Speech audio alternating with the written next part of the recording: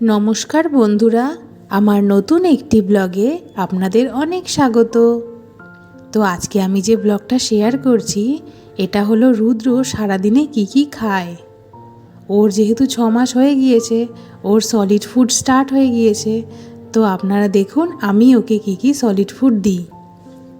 আপনাদের যদি ভিডিওটা ভালো লেগে থাকে তাহলে একটা লাইক করে দেবেন।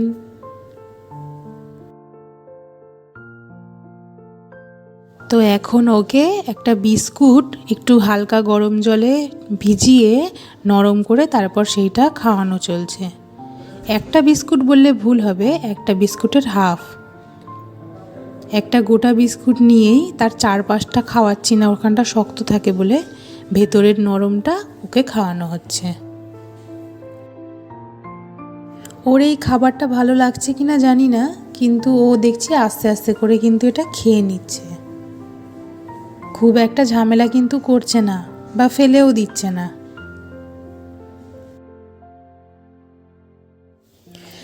ছ মাস হয়ে গেলে যেহেতু হজম করার ক্যাপাসিটিটা বেড়ে যায়, সেই জন্য তখন ওদেরকে বিভিন্ন রকম খাবার দিতে বলা হয়। আর ওদের তো গ্রোথেরও একটা ব্যাপার থাকে, তো শুধুমাত্র ব্রেস্ট ফিডিং করলে কিন্তু সেটা পুরোপুরি হয় না। সেই জন্য ওদের সব খাবারই একটু একটু করে খাওয়ানো প্র্যাকটিস করানো উচিত।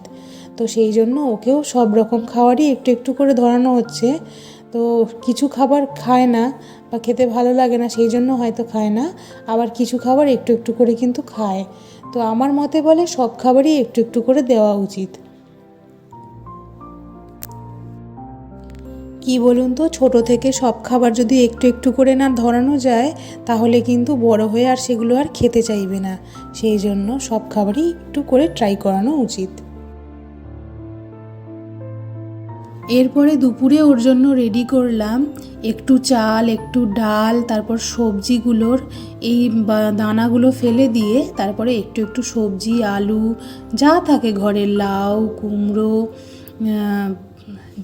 ঝিঙে তো এখন পাওয়া যাবে না, পটল, এগুলো সব সেদ্ধ করে ওগুলোকে ম্যাশ করে তারপরে যে ছেঁকে এই জলটা, এটা আমি বার করে নিয়েছি। দেখুন, এই জলটাই আমি ওকে এখন খাওয়াবো।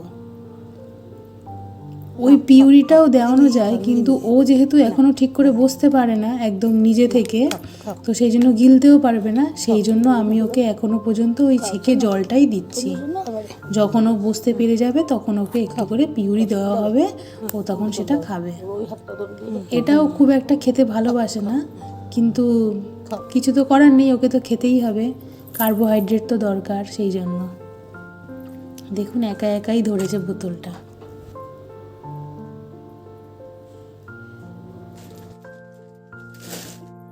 এবার এটা তো খাওয়ানো হয়ে গেল। এবার ওর জন্য রেডি করব দুপুরে যে ও জুসটা খাবে, ফলের রসটা, সেইটা। তো আমি একটা মুসম্বি লেবু নিয়ে নিয়েছি, ওর রসটাই করেছি। তার সঙ্গে 8 চামচ মতন জল দিয়েছি, যেটা ওই মিছরি দিয়ে একটা জল বানিয়ে রাখি, সেই জলটা মিশিয়ে তারপরে এই লেবুর রসটা দিই যাতে অ্যাসিড না হয়। আর আপনাদের তো বলেছিলাম ওর একটু গ্যাসের সমস্যা আছে, সেই জন্য ডক্টর ওকে 2খানা ওষুধ দিয়েছেন, এই লিফ 52 বলে একটা সিরাপ, আর এই সিরাপটা, আর তার সঙ্গে আরও একটা সিরাপ দিয়েছেন। তো এইগুলো ওকে খাওয়াতে বলেছেন 10 ফোঁটা করে দিনে 2বার করে। এই যে আর একটা হচ্ছে এটা নিওপেপটিন, এই ড্রপটা অনেক ডাক্তারই দিয়ে থাকেন, তো এইটা ওকে খাওয়াতে বলেছেন। এটাও 10 ফোঁটা করে দিনে 2বার।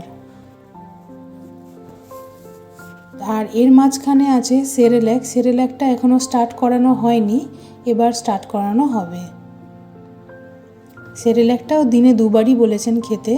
তো দিনে 2বার যদি সেরেল্যাক পেয়ে যায়, তার সঙ্গে দুপুরে ওই ভাতের রসটা, লেবুর রসটা, এগুলো খেলে ওর মোটামুটি পেট ভরানোর মতন খাবার হয়ে যাবে। তাহলে ন্যানটা কম খেলেও কোনো অসুবিধা নেই। বাকি ও যা ব্রেস্ট ফিডিং করে তখন করবে রাতে।